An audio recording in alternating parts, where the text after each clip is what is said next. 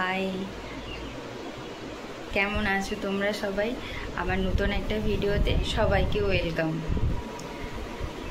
আজকে রবিবার আর এখন বাজে 11:30 মতো। আজকে যেহেতু রবিবার, দুজনেই বাড়িতে আছি, ভাবলাম যে একটু ভালো কিছু খাওয়া দাওয়া করা যাক। কালকে রাতে আমরা মাছ কিনে এনেছি, তো আজকে ভাবলাম যে কাতলা মাছ এনেছি, তাই ওর ইচ্ছে হলো যে দই কাতলা খাবে।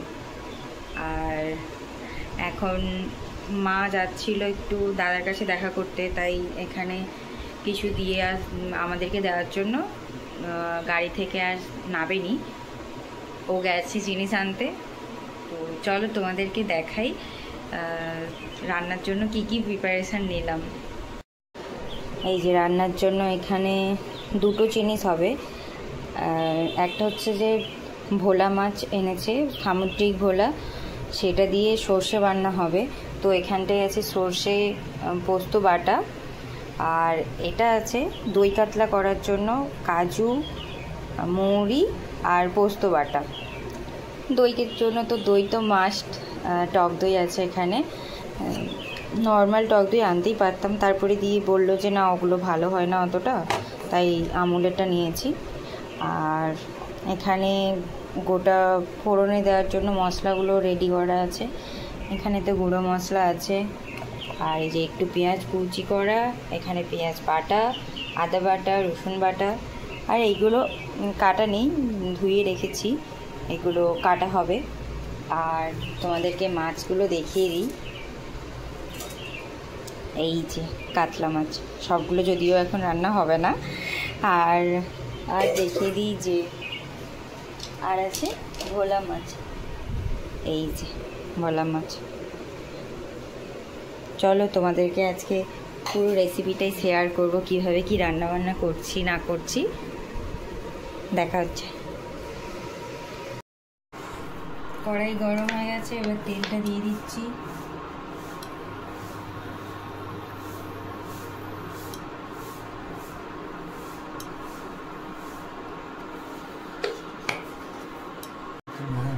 তেল গরম হয়ে গেছে, গোটা গরম মশলাগুলো দিয়ে দিচ্ছি, একটা তেজপাতা আর কয়েকটা শুকনো লঙ্কা।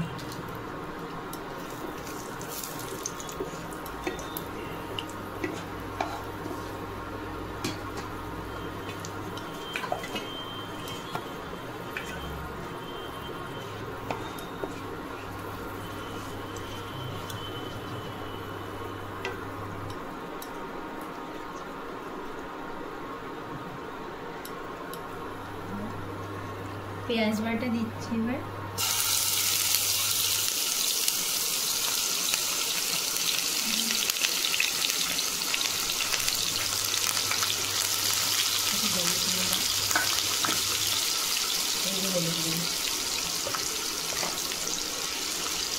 একটু হলুদ গুঁড়ি দিয়ে দিচ্ছি, যাতে তেলটা না এভাবে ছিটকে যায়।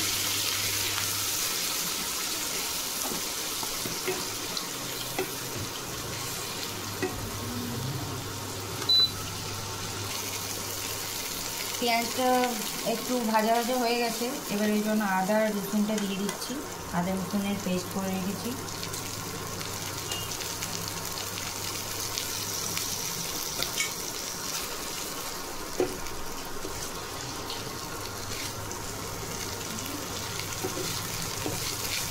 এরপরে এটা একটু মিক্স করে নিলাম, এবার এটা ততক্ষণ ভাজা হোক।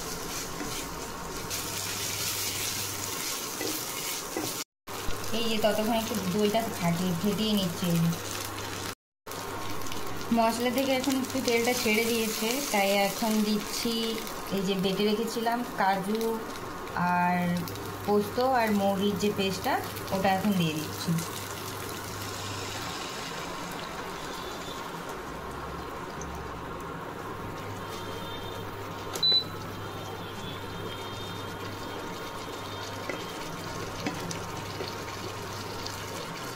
ঢাকা দিয়ে এটাকে রেখে দিলাম একটুক্ষণ।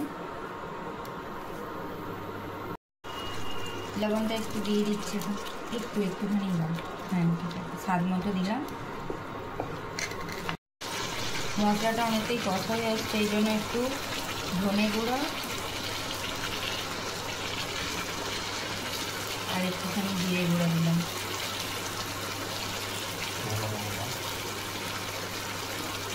আর একটু লঙ্কা গুঁড়ো দিচ্ছি।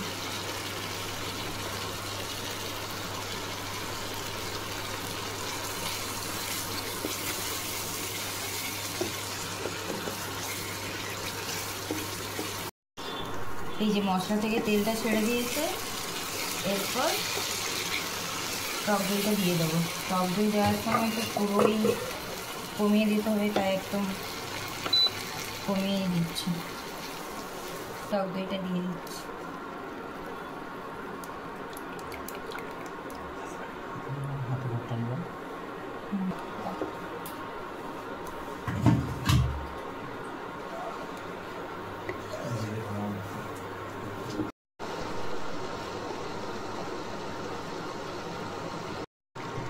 এই যে এটা থেকেও একটু একটু তেল ছাড়তে লেগে গেছে, এবার এর জন্য মাছগুলো দিয়ে দিচ্ছি।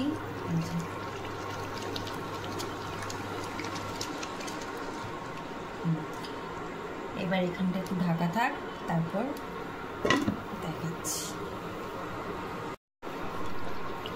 এই দেখো তেল ছেড়ে দিয়েছে, এবার একটু ওই যে ধনে পাতা কুচি দিয়ে দিচ্ছি, আর দিব কাঁচা লঙ্কা।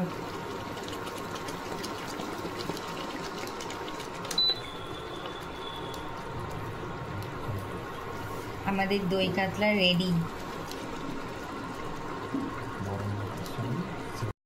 এখন হবে আমাদের ভোলা মাছের ঝাল। ভোলা মাছটা অ্যাকচুয়ালি কি সামুদ্রিক মাছ?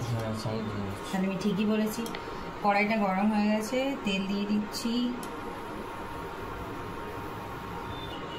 ফোড়নে কী কী দিচ্ছি, এই যে শুকনো লঙ্কা, তেজপাতা আর কালো জিরে।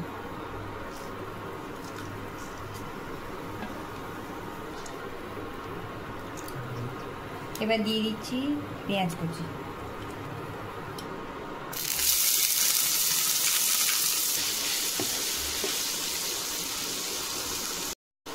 পেঁয়াজটা ভাজা ভাজা হয়ে গেছে, এই জন্য এখন আদা বাটা আর রসুন বাটাটা দিয়ে দিচ্ছি।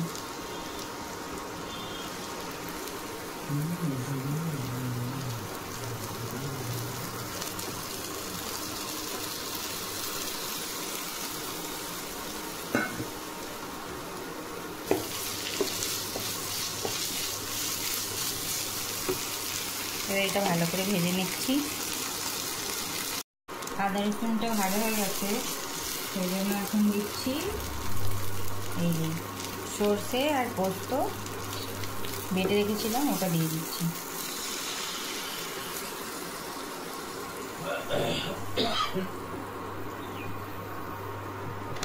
এবার একটু লবণ দিয়ে দিচ্ছি,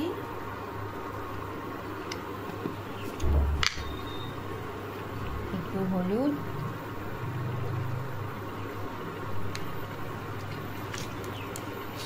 একটু কাশ্মীরি লঙ্কা গুঁড়ো দিচ্ছি।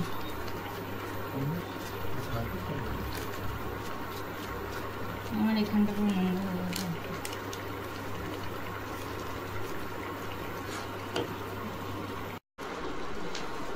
মশলা কষা হয়ে গেছে, এইবার এটাতে মাছগুলো দিয়ে দিচ্ছি।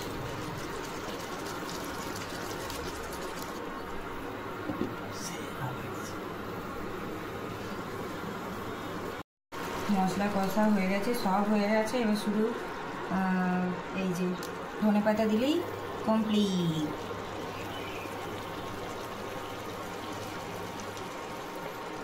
এতক্ষণ ধরে পরিবেশনায় ছিল আমাদের অর্পিতা মাঝি, বর্তমানে কন্ডু হয়েছে। চলো বন্ধ হয়ে গেছে। এটা মায়ের সাথে দেখা করতে গিয়ে এই যে কত কিছু নিয়ে আসছে, এখন এটা কাজে লাগবে, বাকিগুলো এটাও কাজে লাগবে খাওয়ার জন্য, বাকিগুলো পরে রান্না বান্না হবে। এই মাছ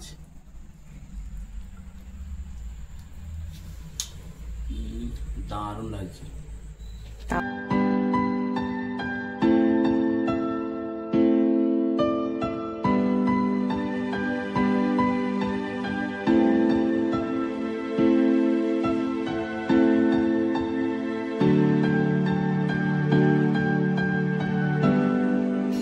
এটা কি সত্যি? কবে তুমি